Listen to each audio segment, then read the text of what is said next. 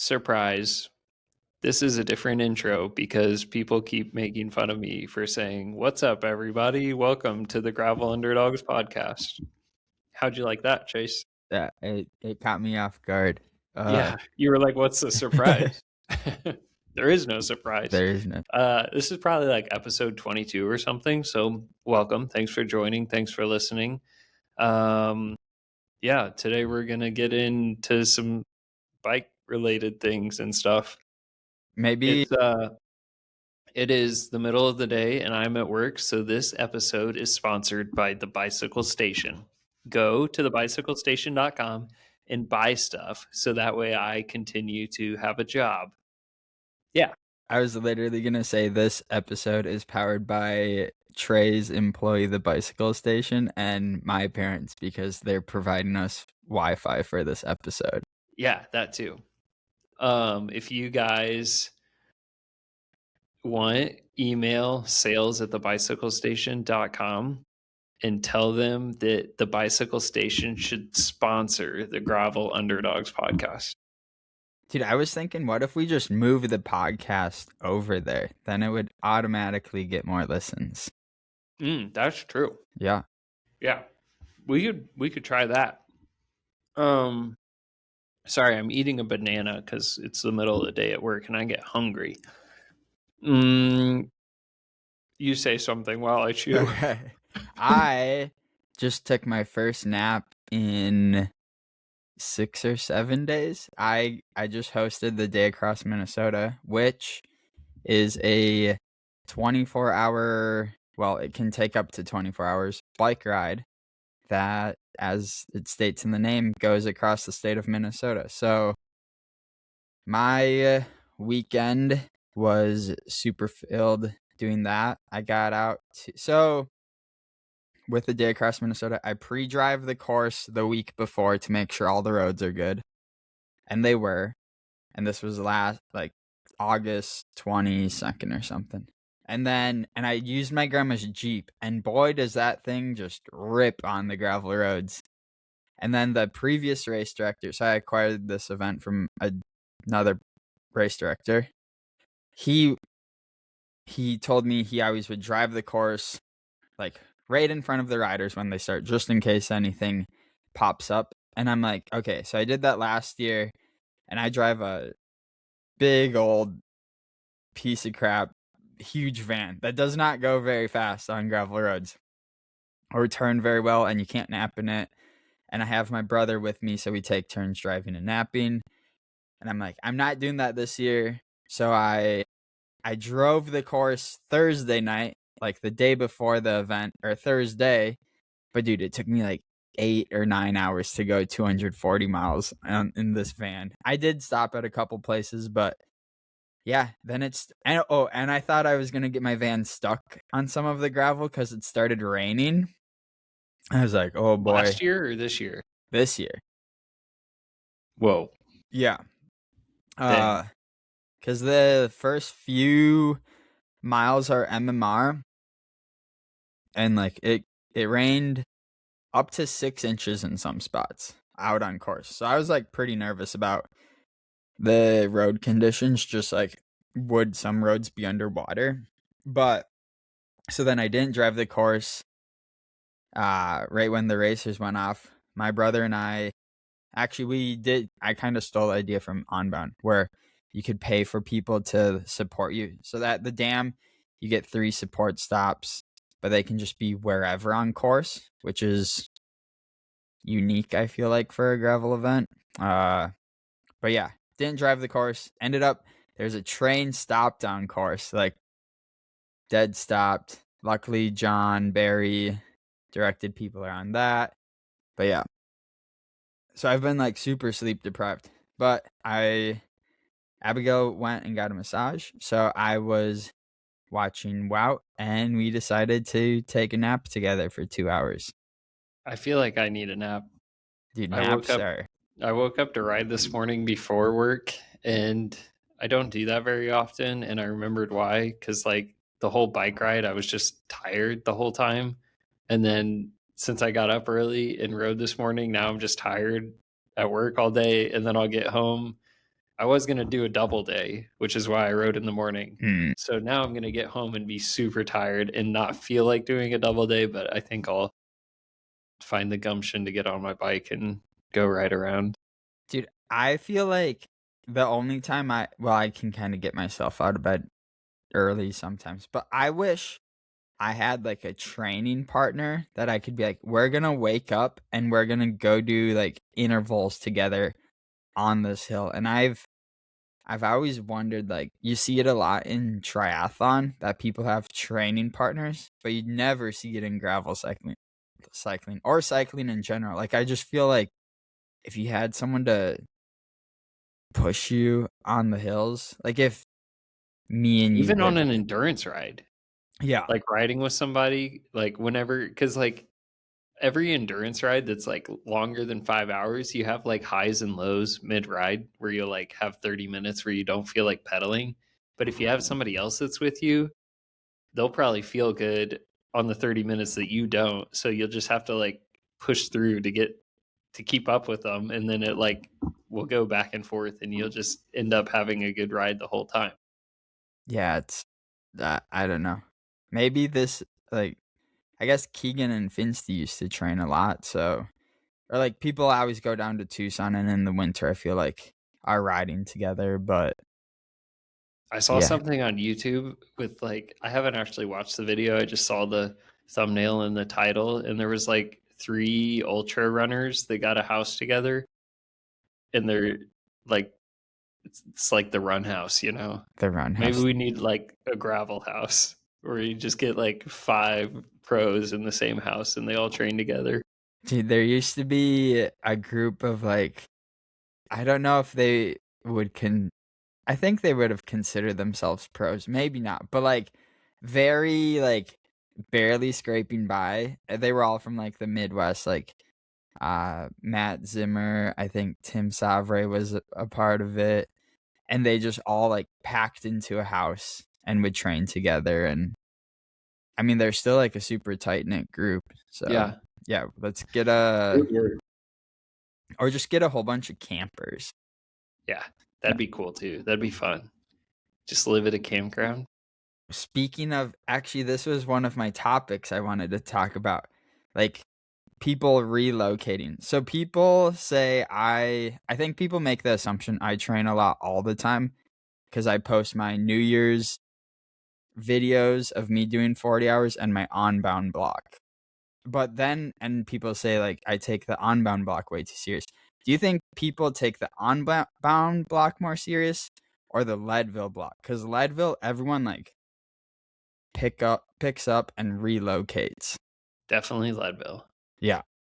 Definitely Leadville. Yeah, because like everybody, unless they live in Colorado or somewhere kind of high, Utah, whatever, uh, yeah, they'll go get an Airbnb for a month before the race to train. Or like for unbound people can just train wherever. Do it from their house. Yeah. Like if you think about it, the onbound block maybe costs you $50 extra in food. Where yeah, the Leadville block 50 is extra dollars a day. yeah, I guess if you're stopping at a No, gas station. I'm just kidding. uh but yeah, I mean, yeah, everyone I know who's made those comments is now up somewhere out of state, like out of their main spot training, and I'm just like, okay, you're taking this Leadville block pretty serious. Which like there's nothing wrong with that. I think we're pro bikers. Like Yeah, I mean if t- you don't take the Leadville block and go train at altitude very seriously, like you're not going to have a good Leadville. You can't just like get lucky at Leadville. You got to do the things to have a successful Leadville. yeah, I'm interested to see how do you think Drew's gonna do? So okay, actually I messaged Dylan today because I'm doing Core 4 in 2 weeks. Mhm. I saw Dylan was on the start list of that. I was pretty surprised he's not doing Leadville because I feel like he gets the best result possible for himself out there. That is true. Yeah. Like it's really impressive that he has the like we're bike racers, so everyone goes out. Like at Mid South, I tried following Cam Jones, and I blew myself to pieces. And a lot of people probably go out way too hard at Leadville and blow apart. But like, he just seems like he would always pace it. Do you think Drew is gonna do that, or yeah? Do you think that's like a learned skill? Like, there's pacing yourself good, and then there's like, I feel like Dylan Johnson just like probably was a robot with his power number and like paced it perfectly. I think Drew is gonna surprise people. Yeah. I think he's smart enough to race it well and will have a good result. Dude, That's just what I'm guessing. I don't know, but I think he'll do well. I think so too. If he can do his, I guess, well, it's at elevation, but if he can do the elevation corrected power he did at the Dust Bowl, I think he'll do fine. I also need to like rebuttal or do a little rebuttal on that. He did run aero bars, I guess, which makes it more surprising that he didn't catch people. Yeah, I know. With that power, but I guess if he was just grinding out of every corner. I mean, he was doing 340 watts, but the leader who is a doper was doing 400. Hey, no, we need a. That upset some people in the comments. He's not a doper, allegedly. He's just allegedly suspended because he missed 3 tests. Mm-hmm. But if Tade missed 3 tests, you know what everyone would be calling him. Yeah. So yeah. Do we want to deep dive even more into Leadville yet, or just probably next week? I don't think we go too deep. Do we want to dive? We don't. I hopefully next week we know more too. Yeah, like we still don't even know the course, so we can only speculate so much. Have you heard any rumors?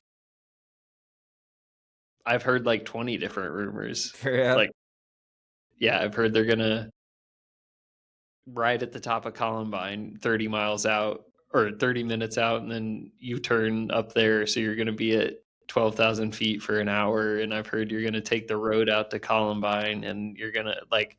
I've heard all these different weird reroutes, and I'm like, I don't know what to believe. So, dude, they should just do 100-mile crit downtown Leadville.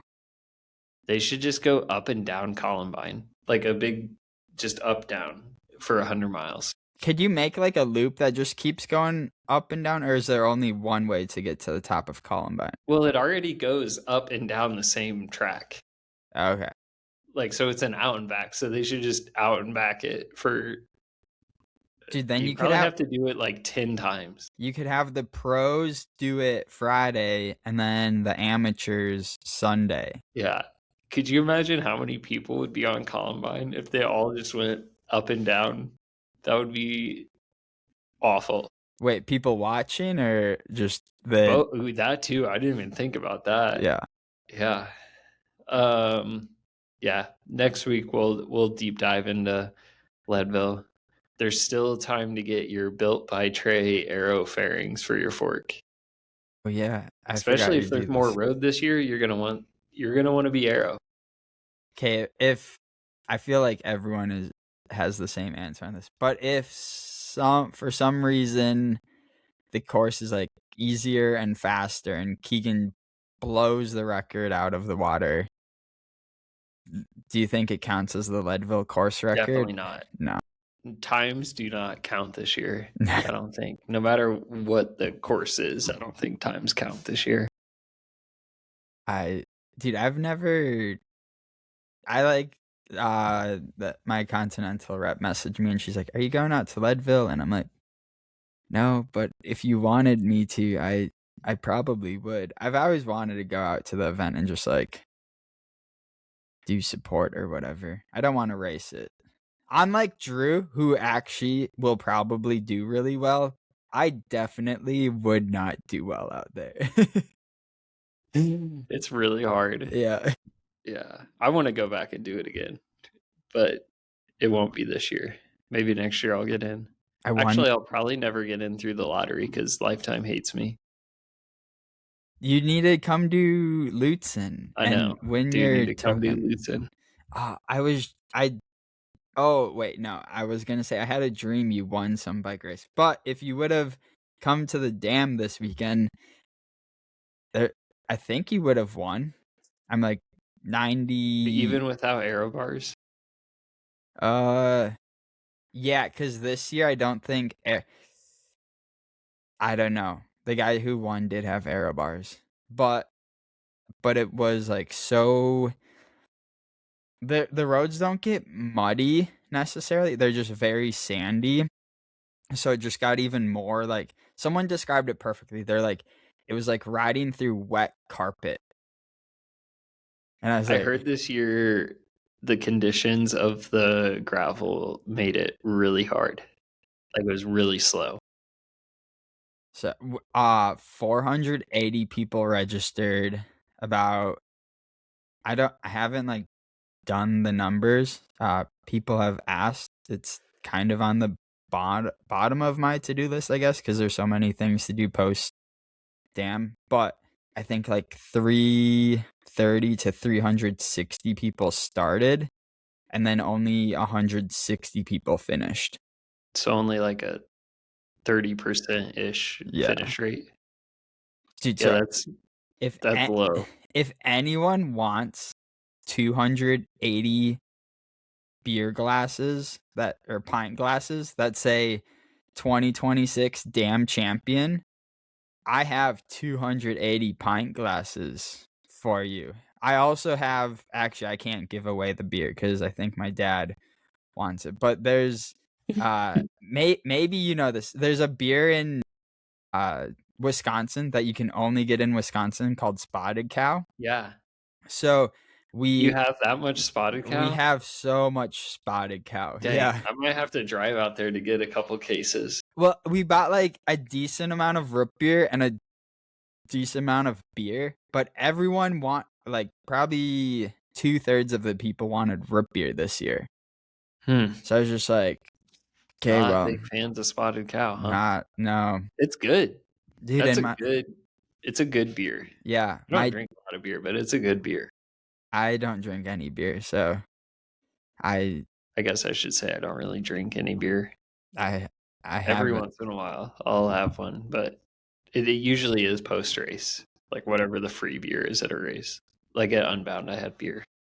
I felt like I picked a good beer because some people would be like, "Oh, what's the beer?" And I'd be like, it's a Spotted Cow," and they'd be like, "Oh yeah, I'll take that." So I'm just like, yeah, we're not handing it's a you good one. like hams or something. So who won?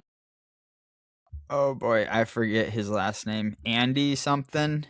Good job, Andy something. Andy Schaefer. It was the second slowest winner's finishing time ever. And then Mitch Brecky, he's a para champion, gravel natch champion in the para category. I don't know which category. Andy took 13 hours 14 minutes. Mitch was 13 hours 19 minutes.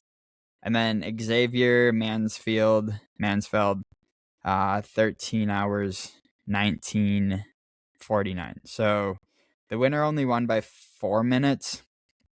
And then Mitch was a little back. And then actually from third to fourth was a 25-minute gap. And then fifth was another 12 minutes back. From 7th to 8th, 1 hour gap. Holy crap.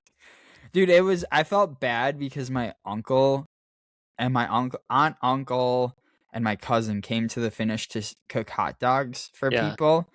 I did a pretty bad job at like telling people that there was hot dogs at the finish they could go buy. But dude, I like because normally the finisher finishes around noon and the busy times from like 3 to 5 or 6. But everything got adjusted super late. So the first like till like 5 p.m. it was just dead at the finish line. That's crazy. Yeah. But I don't know. It would have been cool to have you out there. I need to figure out ways to grow the day across Minnesota because I feel like it's a very personally, I feel like it's a cool special event because it starts on one side of the state, ends in another, starts at midnight. We shoot off fireworks to start. You can pick where your aid stations are at. It's relatively cheap compared to a lot of other big events. It's like $125. So if you're listening and you want to do a 200 plus mile race, not called Unbound, come do the day across Minnesota. We have a bus that you can buy A shuttle. a shuttle ticket. Yeah. You can pay on-course support. So yeah, because Trey couldn't make it this year. And actually, I mentioned Next year. I mentioned this in a different episode, but I cut it out because I felt like it wasn't relevant then. But I wanted to grow this event last year, so I paid Vegan Cyclist $5,000, and he never made a video. So, and I never got my money back. Are you serious? Yeah.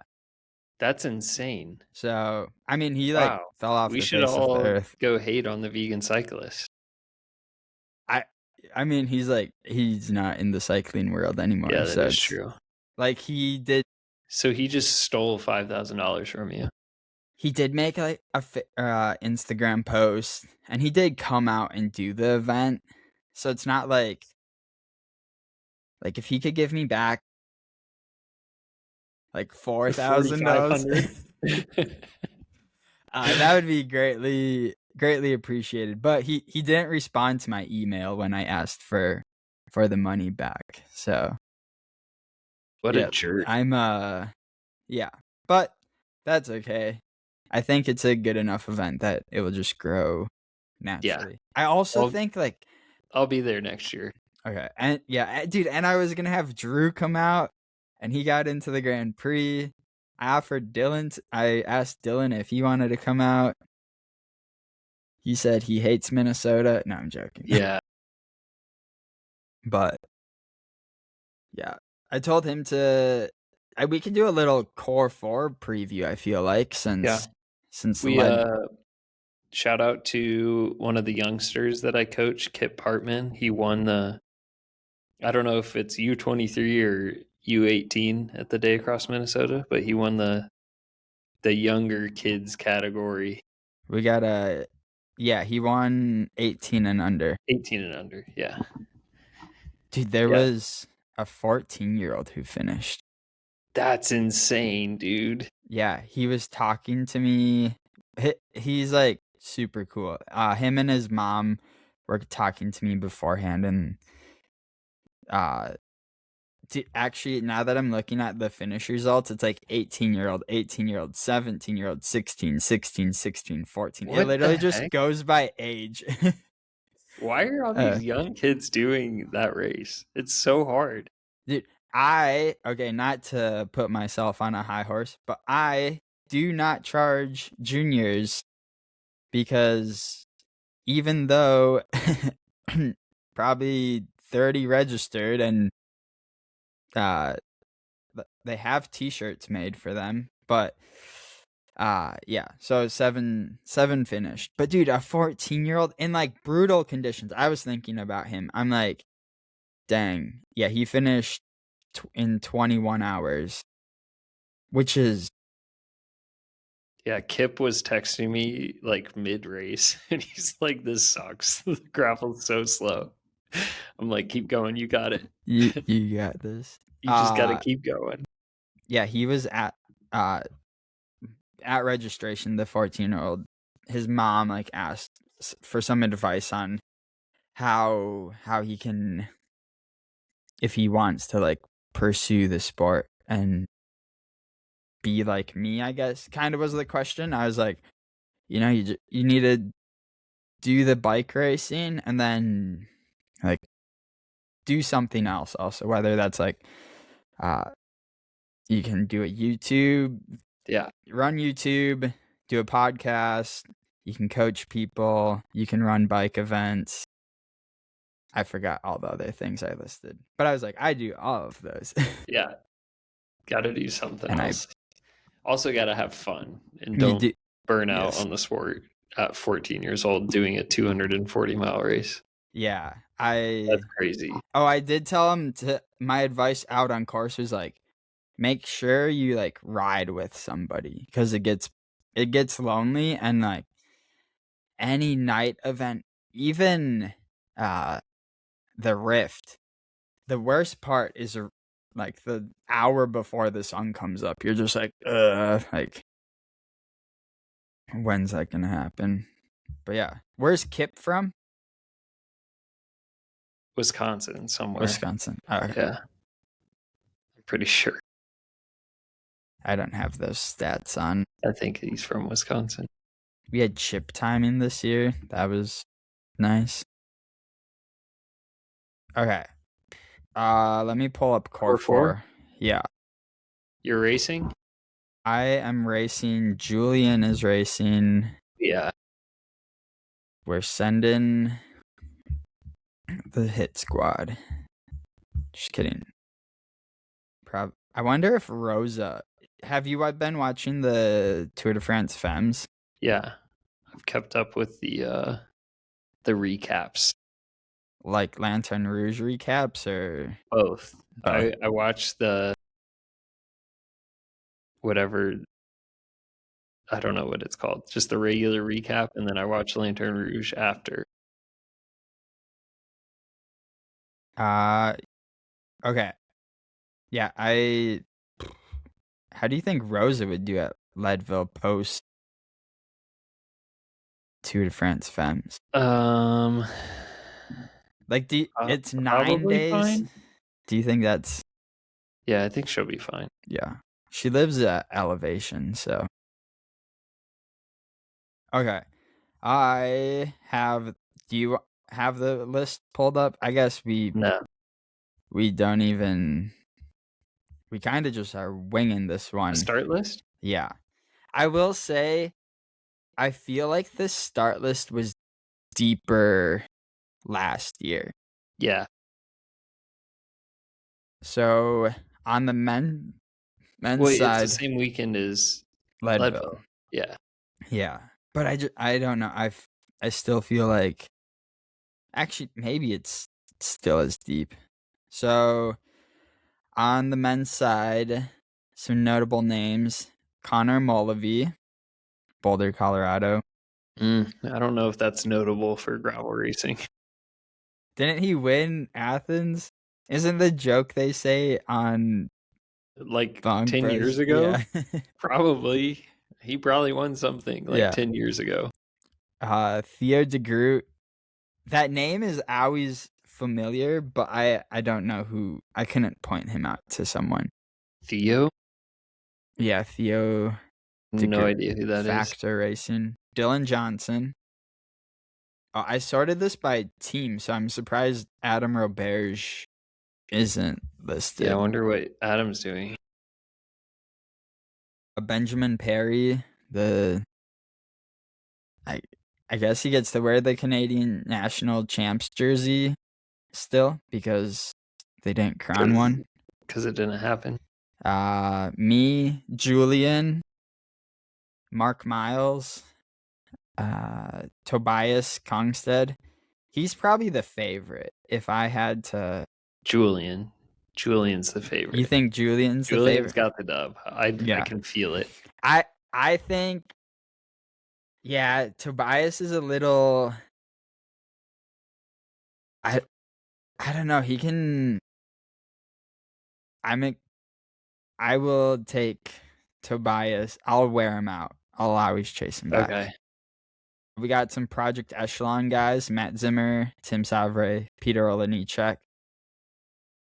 Do we worry about them in gravel now, or not really? Maybe Matt Zimmer. Did you ever race Matt Zimmer? Matt Zimmer. Dude, Iowa legend. I don't think I know him. Nah, I'm looking him up right now.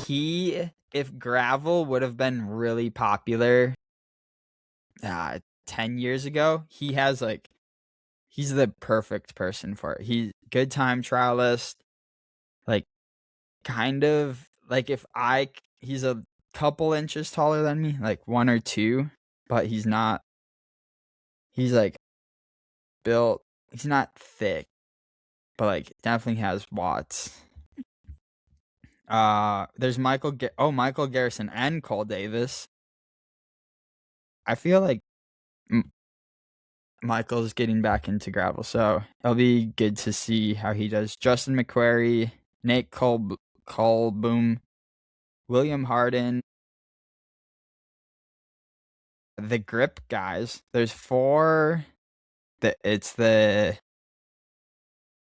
Do you know Matea DeMarchi? Yeah. It's his team. Yeah. They were all at the Rift. Yeah. Daxton, Michael Lambert, and then Zach Nair. Dude, I feel like an early breakaway could go. Maybe I'm giving away my strategy, but Everyone knows your strategy. that's true. Yeah. I need to update my bike reg. It still says I live in Winona. Okay, my podium picks. Yeah, Julian for the win. Tobias. Dude, what if I just put myself in third? Because I just get to follow. It's a pretty flat course. Dude, I don't know. Wait, Yeah, no, I think you're I'm not. definitely there. Okay, I'll put myself in 7th place because I'm 7th. also No, 5th. 5th. Yeah. Okay, we got Julian, Tobias, Yeah. Garrison, Daxton, Matea. Cole's a sneaky little guy. There's actually, I think the top 10's a good goal for me. I'll put myself 7th through 9th, which is in the money. How flat is pretty flat? Let Let me see a course profile. Flat enough that I'm gonna run aero bars. And I told Dylan Johnson to run aero bars, but his Do you think handlebars. Dylan will? He said his handlebars don't fit them. Yeah, I wonder why Dylan's running the felt bar. Cause like Adam has on NV stem and bar. Oh, he does? And the NV bar stem is way better than the felt one. Dude, I think there's gonna be some like weird Nate. I know the guy who builds the course, kind of, I guess. And there's always some wacky stuff out on this course. So I'm like, here, I'll screen share quick. Sorry, Yeah, people show me what's up. listening. I don't know if I think this is going to be out on course, but they have. What the heck is that? This? Like, why are they out on waterfalls? They're just looking at it. They're just. Yeah.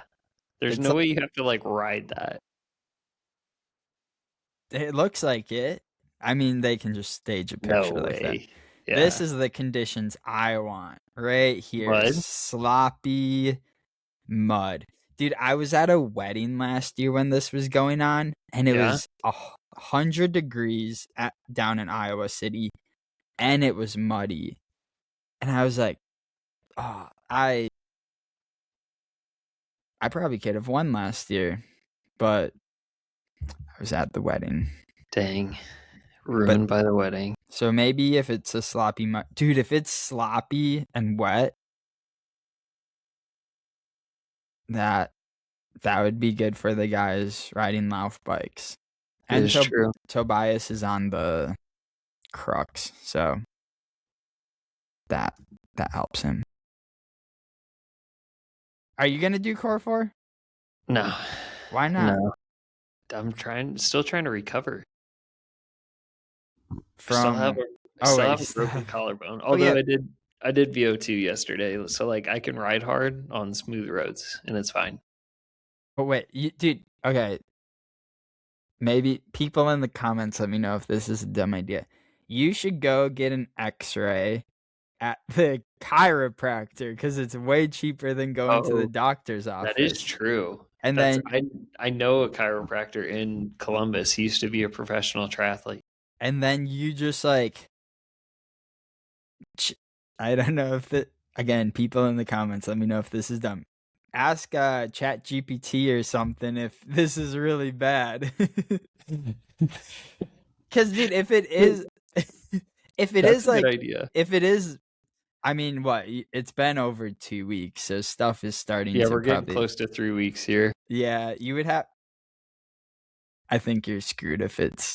It's fine. I'm not Okay. going to the doctor, but I might go to a chiropractor to get it x-rayed.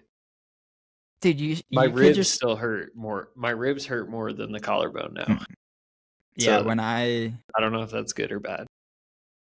dude, ribs take a while. Yeah, they take so long.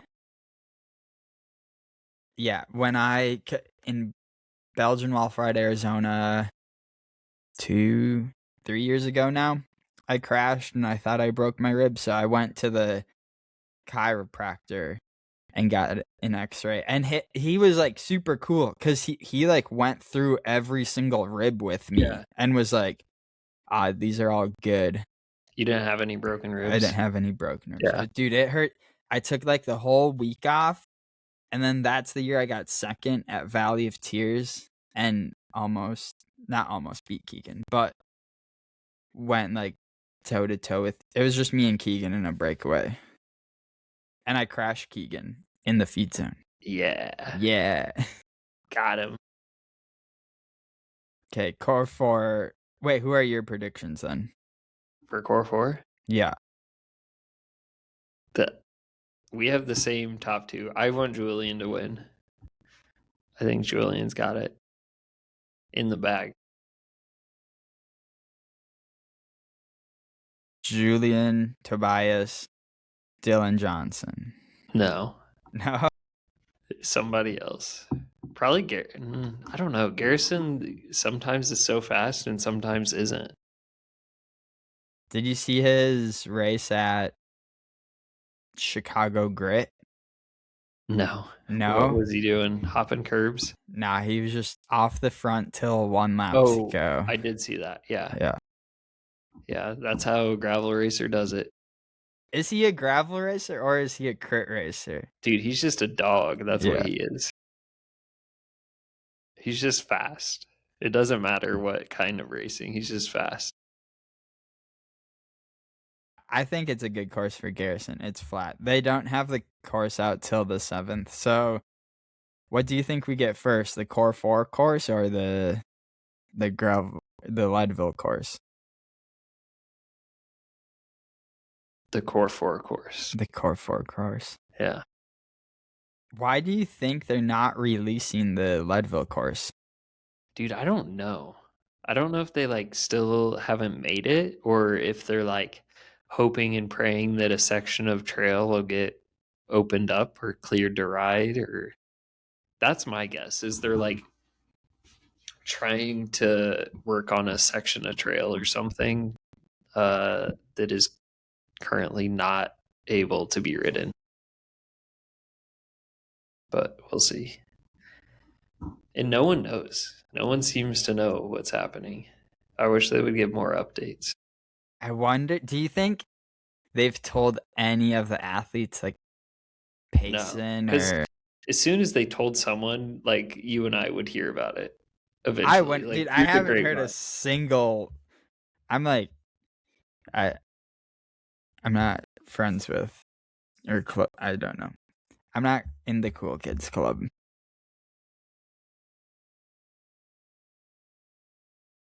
So I'm trying to find Julian's Core 4. Okay, last year's course, 94 miles, 4,000 feet of elevation gain. Okay, yeah, that's very flat. Not much. Not much at all. This is where Drew and I kind of ended up becoming teammates. Was that last year or 2 years ago? 2 years ago. Great. Let's go through this Lifetime Grand Prix email. Okay, so I assume you didn't get this, or did you? I didn't get it, no. Okay. But I've seen it, yeah. Okay, I'll screen share again. So there was an email that came out saying Lifetime Grand Prix 2027 Athlete Survey. And yeah, it has 4 questions. So we'll go through and answer each one by one. And I don't think I've submitted this. So the Lifetime Grand Prix roster includes 25 men and 25 women with 1 spot per gender reserved for the previous year's top U23 athlete. Of the remaining spots, how many should be filled by selected athletes versus wildcard athletes? And this is not an open answer. This is 4 pre-selected ones. 0 selected, 1 U23, 24 wildcards. 15, I'll just say pre-selected, 1 U23, 9 wildcards. 17 pre-selected, 1 U23, 7 wildcards. 20 selected, 1 U23, 4 wildcards. So one thing to note is there's not an answer that's a copy of this year. So they've already, it seems like they're moving more and more towards more wildcards. It is crazy they go 0 selected and like 24 wildcards, then like a pretty big jump to 15 pre-selected. I think that 0 pre-selected is kind of a dumb option, just with Unbound being one of the races. Like, if it was only wild cards, some big name would end up missing it. But which one do you think is the best? I think the more wild cards, the better, but I do think there needs to be an amount of people pre-selected. Yeah, I feel like Like 5 to 10, 5 or 10 pre-selected people. Well, you think But just that little? I was thinking 5 wild cards. no, I think it should be, and I also think the pre-selected people should be the top athletes from the previous year that want to be in. I think that's a good answer. I also think they're there should willy-nilly choosing people at random is stupid.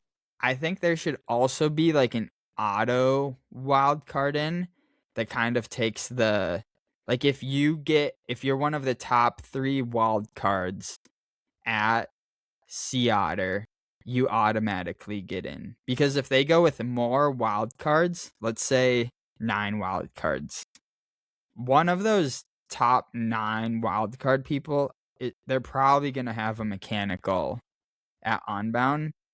And like if you're And they should have 7th, ran better equipment. that's true. But we need a, what's the excuse? Maybe they can't afford better equipment. This was one of the arguments for banning aero bars. It was another thing people had to buy. What? I don't know. Here, I'll fill this out right now while we're doing this. I think, unfortunately, it's just a matter of fact that to win in the sport of cycling, you either need sponsors or money. Like, no one's going to win Unbound on a $2,000 bike.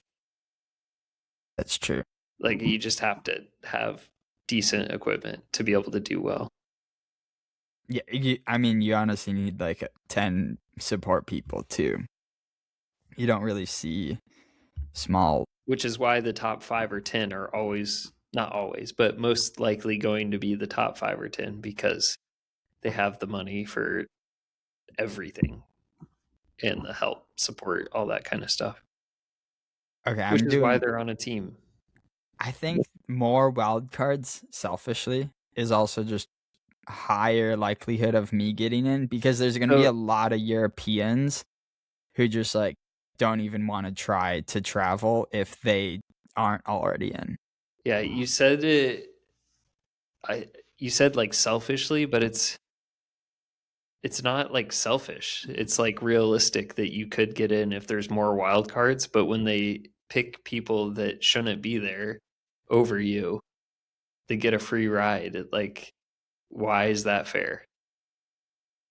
Which is the way that it is right now. They're just like picking people that didn't even like do a gravel race last year. Dude, I mean, you already saw 2 Europeans drop. It's nice because Drew got in, but it's like, yeah, I don't know. There's a lot of Europeans that make it happen, but more often than not, they're also the ones who, if they're not already racing in the US pretty often, that them just starting to come to the US is like a lower likelihood that they're going to end up finishing the series.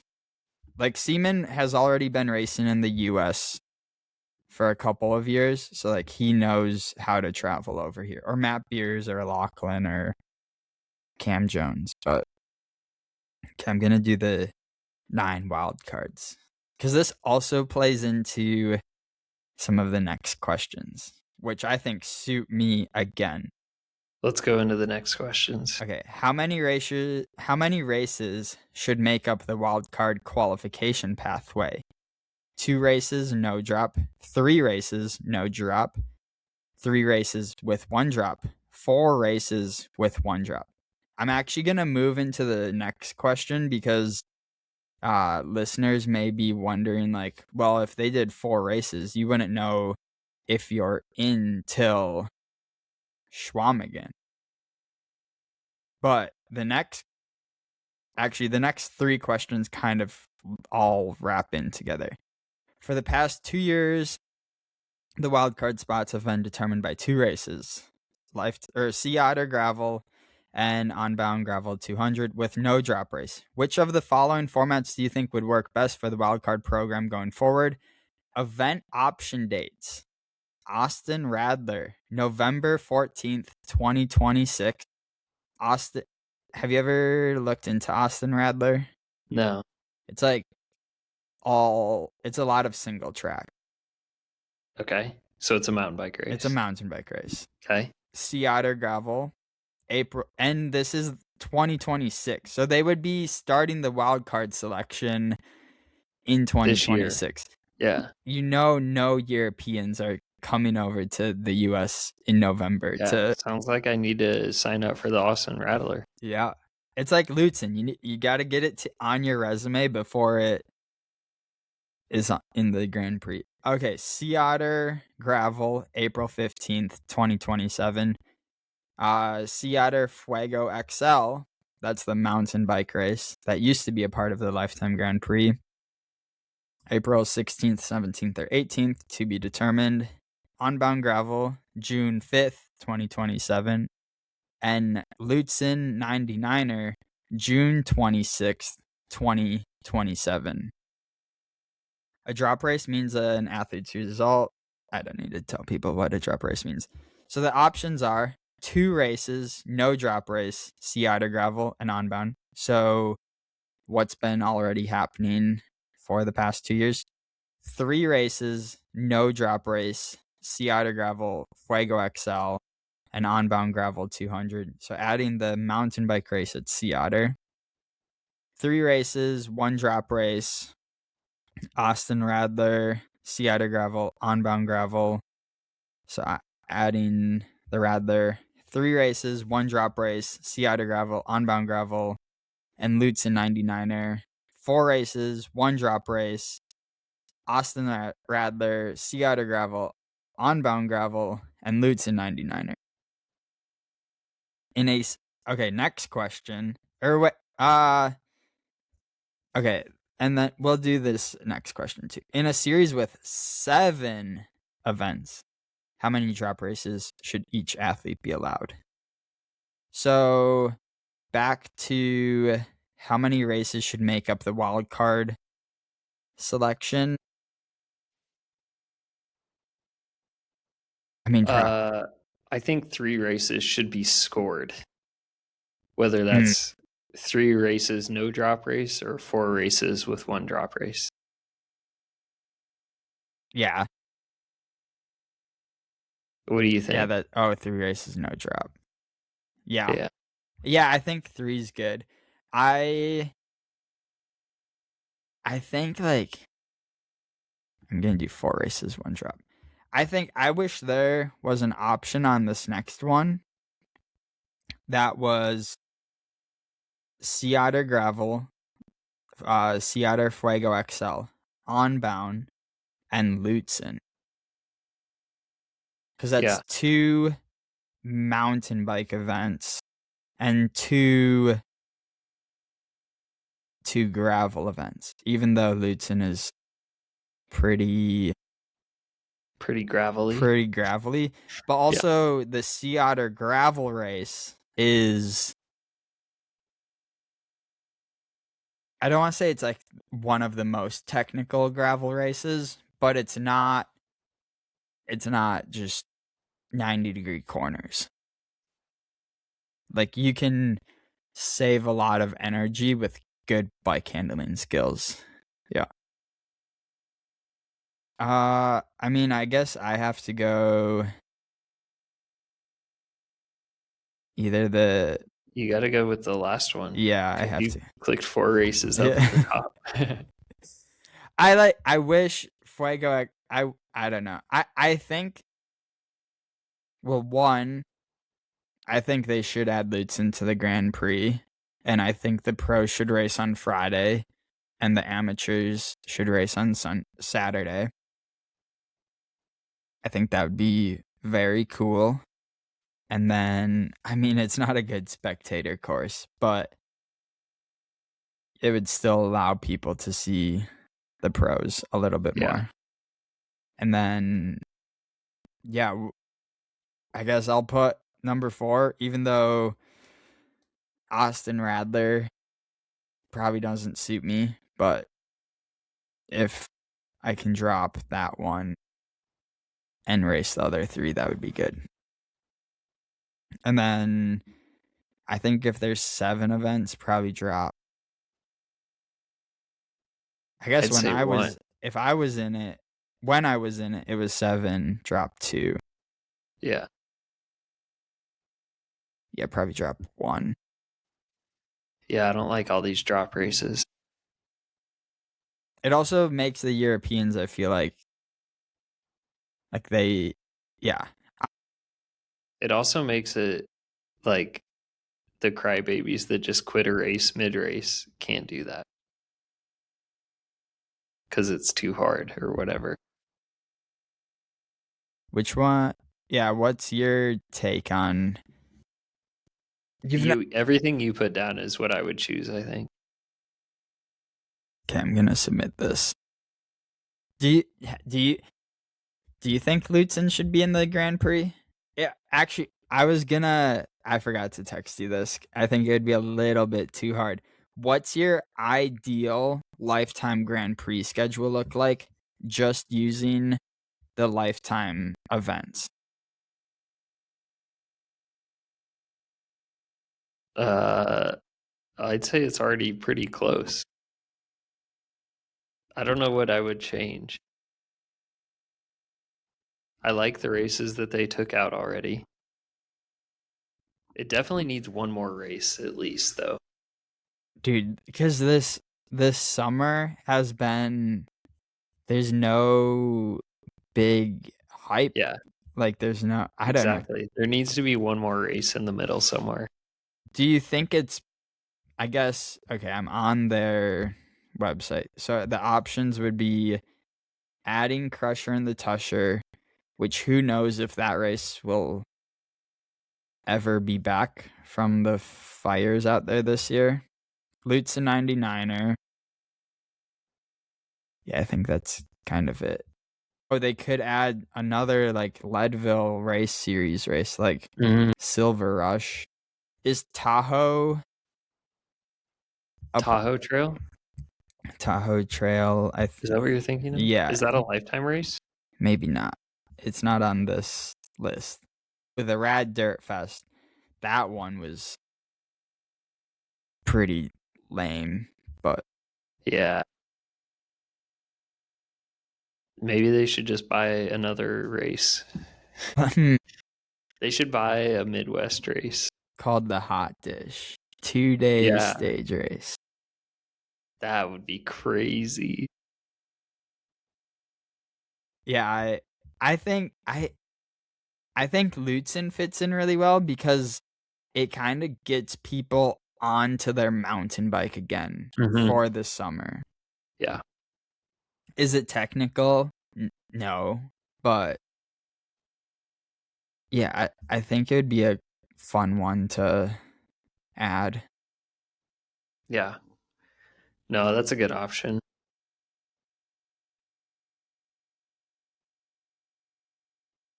I'm trying to find the events, but can't. Okay, I got my survey submitted. Yeah, 7. The wild card is a cool thing, but What if there wasn't any more uh like limit to people in the Grand Prix? Like you just did the race and you got points. And then it just like by the end of the year, the top 25 people out of who knows how many had the most points. And that was the top 25. I mean, from like Would that be cool or would it be worse? and you just have to sign up. I mean, if they want to make a whole bunch of money, just make the series and you have to register for all of the races right away. Yeah. I think it needs to be, man, I'll probably never get in through pre-selection ever again, or like probably make it into the Grand Prix ever again. But if you're pre-selected, man, it really helps you with sponsors. So I think they need to kind of keep that part. Cause like, Yeah, that's true. I mean, there's some brands where it's like, are you in the Grand Prix? Yes. Here's money. Yeah. No. Okay. Here's just product. It doesn't Yeah. matter. I think this company's changed that, but I I think there's I don't know. Hopefully people are moving away from if you're in the Grand Prix or not, you get money, because there's some people in the Grand Prix right now that I haven't seen or heard anything of them from like this whole summer. And maybe Hmm. it's just cuz I'm not following them or what, but it's just like, are you like still around? Like, Yeah. yeah. Yeah. I know the people you're talking about. Well, Yeah. there's probably 10 people like that. Yeah, any of the European I shouldn't say any of the Europeans. I guess I don't follow. Yeah, looking through, there's like 7 people on the list of Lifetime Grand Prix. I'm just like, I haven't seen anything from you. And I Yeah. mean, like, I'll give Caleb Schwartz props. Like, he's been racing a whole bunch, results here and there, but like, I feel bad for saying this, but I haven't seen anything from Cayenne this whole Yeah, no. summer. Maybe he's doing what's the Ore to Shore? That's this weekend. Yeah, that's this weekend. We could You preview think that he's one. doing it? He should. No, I bet he's training for Leadville. Yeah, that is another bad thing about, I mean, people like Keegan hasn't raced since Unbound, I think. Mm-hmm. Dude, if I could do that, no interruptions for 2 months, think of how fast you would get. Ore to Shore. Oops.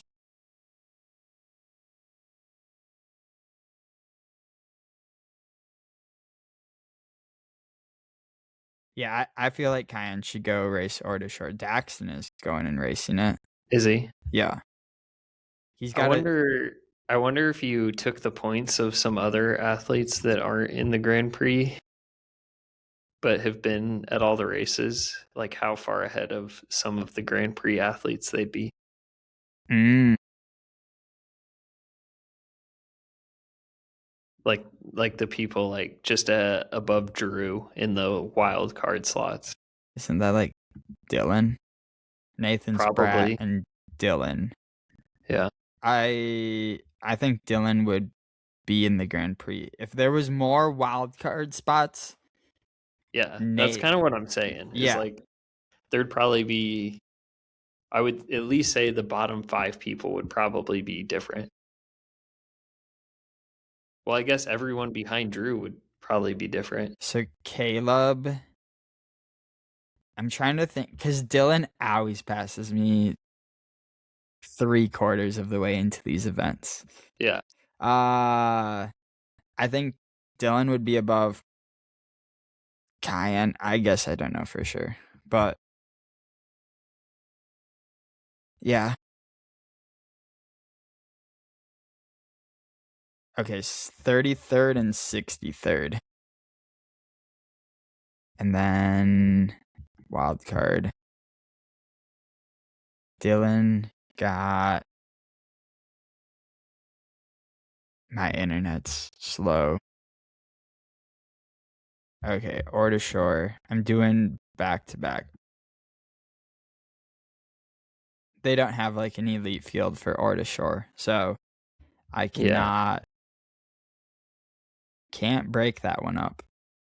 And they have 2,300 riders. So Dang.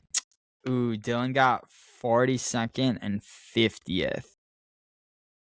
So I don't know if he would be in or not. Yeah, I don't know. Nathan, I think, would be. Okay. What about Julian? No, because he didn't come to Unbound. Oh, he was sick. I forgot. He got Yeah. he got Giardia before it was Yeah. cool. Just kidding. Yeah, he did. He wasn't. He didn't have He had it Giardia. real bad. He was not good. Yeah. Yeah, so we can't make or to shore predictions because the start list is way too long. Dude, look at this podium on their picture of. There's mountain bike podiums, and then there's this podium, which is What is that? probably 20 people because they paid 20 deep. So if you take 20th, this is like crit racing. If you take 20th, Yeah. you're still making money. You Or get $25. you get $25. Dang. Wow. Should I go to or to shore? Dude, let's race the tandem category. We could win $150 for first place tandem. That's not bad. I don't think that would pay for our gas to get there. No. What? How much would you have to win to make money going to or to shore? To pay for your hotel and gas, probably like $400. So you'd have to get third. Third. Yeah, that's not happening. Not lose money. Because what? There's Brian Motter, Jordan Wakely, and Daxton. Bare minimum showing up. I don't know. I think you could possibly get third. No. No? Dude, it's only 48 miles. Like at Lutzen, when Emil was going super hard, I was like, I can't keep this pace up. I'm just a diesel truck. I have been doing. Dude, Marquette, Michigan is 10 hours away from me. That's crazy. I thought it would be much closer.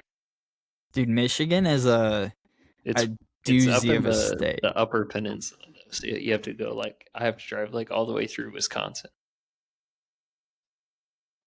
I'm out on that. That ain't happening.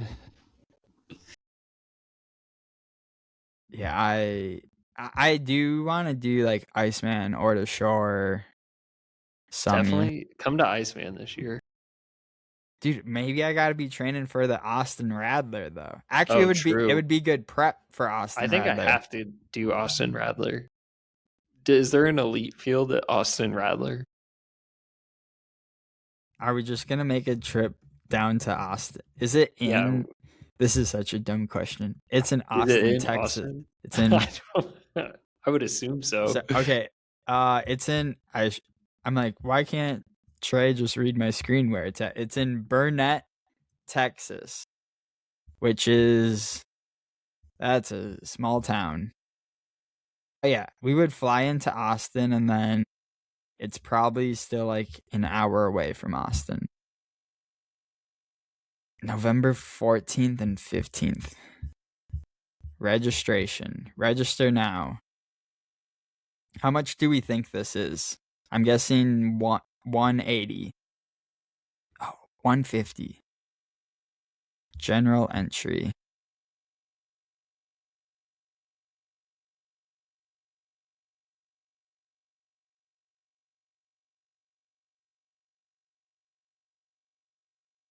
Oh, there's corrals. So corral 1, top 100 riders. Check. Oh, I thought there was a fee for selecting corral number 1. Yeah, so there's no elite registration. Just corrals. Actually, I could get a free entry into this because I'm a continental athlete. Oh, you can't see my screen. Dang it, sorry. Share this tab instead. Here, I'll redo myself. Okay, general entry right here. And then, yeah, corral, top 100 riders, 100 to 200, 200 and up, or new participants. So there's not even that many people who do this race.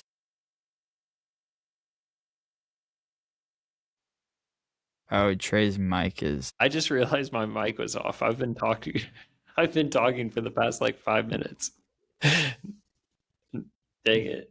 I was wondering why you weren't like responding to what I was saying. Dude, and you're in like this little screen in the bottom of my computer, My so bad. I couldn't tell. That's funny. I turned it off to open another bubbly water. Do we have listener questions? Oh yeah, that I guess instead of finding dumb obscure stuff to talk about, I could have. I think we have listener questions. I had one person ask. He asked what tires we would recommend for gravel nationals. And Gravel Nationals. I don't know. I told him a 45 millimeter Continental Terra Speed in the front, so something with a little bit of grip, and then like a 45 Terra Competition or a slick in the rear.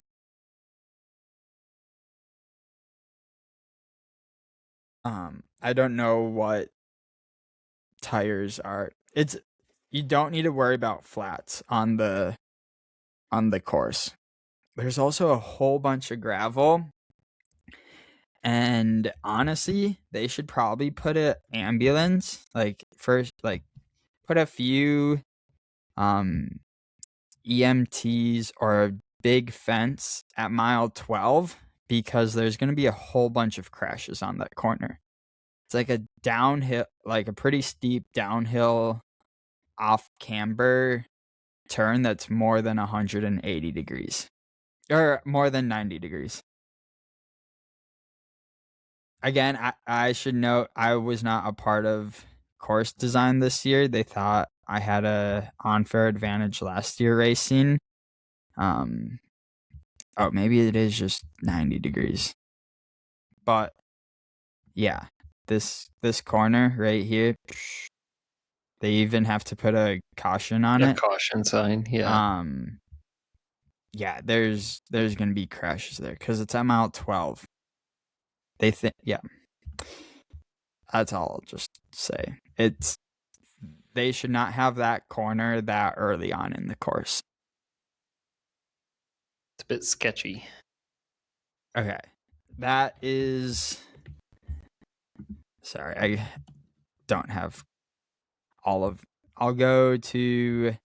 Actually, if people want to comment on Spotify, that's probably the easiest place for something. Oh, one Or person. YouTube. Remember how we were talking about the aid station, like how to grab 2 bottles at one time? Yeah. Someone commented, "Have you ever heard of musette bags?" Yeah. And the thing with grabbing a musette bag is at these races is you get the musette bag and then you ride off with the musette bag and you can't, like, you're not supposed to litter. So you just have to, once you get everything out of the musette bag, just keep on carrying it, Yeah. which is, Unless you roll slow enough to discard the musette bag before you're out of the feed zone. yeah. But that, like, you'd be better off just stopping at that point, I think. Yeah. So Ruse 00683.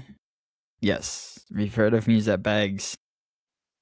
That is an option, though. If it works in whatever, like if the race you're doing has a long enough feed zone, it can work. But I think it's also 50-50 chance that the people grabbing a musette bag crash. Like, we've seen it happen so many times because they don't expect the weight of 2 bottles and gels in a bag, and then it like throws them off. That's how I crashed Keegan out. It wasn't a musette bag, but it was a Camelback, and it was 2 liters of water, and it just launched me sideways. Yeah. You know who's really good at musette bags is Alexi. He's Yeah. it makes sense. He's got that roadie background. Yeah, he's got the roadie background. Okay, other questions now. So that was the only Spotify one. One person said missed 3 whereabouts, not caught doping. I heard. That's we correct. had like 2 different people defending the doper, or just defending doping in general at that point, I guess. Here's one. Okay. One person said I'd be terminated if I missed 1 drug test at work. I can't imagine missing 3. I thought that one was pretty funny. But okay, enjoy the podcast. Question: what rim tape do you use, and how often do you replace it? I use the yellow rim tape that my bike shop has. Is it Stans? The yellow is Stans. Okay. Basically, I mean, any brand that makes a rim tape is pretty good. They're all basically the same. Just make sure it's the right width for your rim. I've never tried the Silka stuff. Now that I don't live next to my mechanic or my bike shop. I'm pretty sure half of the brands like Silka and like Muck Off and Envy, like I think they all use the same manufacturer, and that manufacturer just makes it in a different color with their label on it.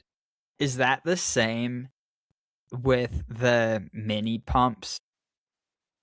Probably. How did so many companies come out with like mini electric pumps at the same time? They probably all did use the same manufacturer, except for probably like Silka. I think made their own, but I think Travis from Silka listens. So Travis, if you're listening, please send us a message. If I don't know if they would be able to share. Travis does listen because he's responded to some things we said before. Only to tell us we're right so far. He hasn't responded to tell us we were wrong about something. We got scolded on Wi-Fi and internet access. Yeah, I apologize to that guy. I'm sorry that I don't know like internet, Wi-Fi, all the different nomenclature that he pointed out we misused. I apologize, but I'm also not gonna trouble myself with learning the right nomenclature. But my new house now has Wi-Fi. It only took a full month, but I have Wi-Fi. Oh, and we got corrected on C stores equal convenience stores, not. I think I may have said they were country stores. Yeah, I think so. So Convenience stores make sense. I learned something new there. Yeah. Wow, nobody really asked questions. They were all concerned about your collarbone, which actually when Yeah. you told me the news that you weren't going to go get an x-ray, I thought the exact same thing. If I bet a lot of people that listen to this also listen to the Bonk Babes podcast. Have you listened to their most recent episode? They just released one this morning, so I listened to that. Was it this morning? I've listened to all of this. Maybe. I've been in the The vehicle. previous one. Yeah. Not the one from this morning, but the one from like last week. Esma, who is a crit racer, so is very familiar with broken collarbones. Did you hear what she said? She said the exact same thing I said, where like you either crash and you know it's displaced in multiple pieces, so you're gonna have to get surgery, or you know it's broken but not displaced, so you're not gonna get surgery, so like you just leave it. And it is what it is. Yeah, I don't know. I don't know. Breaking collarbones is so common in biking. I think it's just like you just know what to do because all of your friends have been through it. And I've been through it twice. So you just like know what to do at this point. One person. Oh, wait, where did. Okay, one person said, I used to love gravel racing, but team racing has ruined gravel racing for me. I don't bother anymore. I feel like teams don't affect too many. Maybe. Actually, in Indiana, is there a lot of gravel racing that teams could make a difference? Just the Dust Bowl. Just the Dust Bowl. Well, I guess any race in Indiana, but there's not very many races in Indiana, so it's not like a big worry, you know. I mean, unless you're at like the elite level doing a pro race, like you shouldn't be worried about it anyways. Dude, and there was one other comment I wanted to talk about.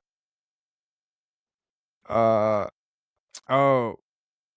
it says, "What's up with the beef on racing tactics?" Okay, bye, Trey.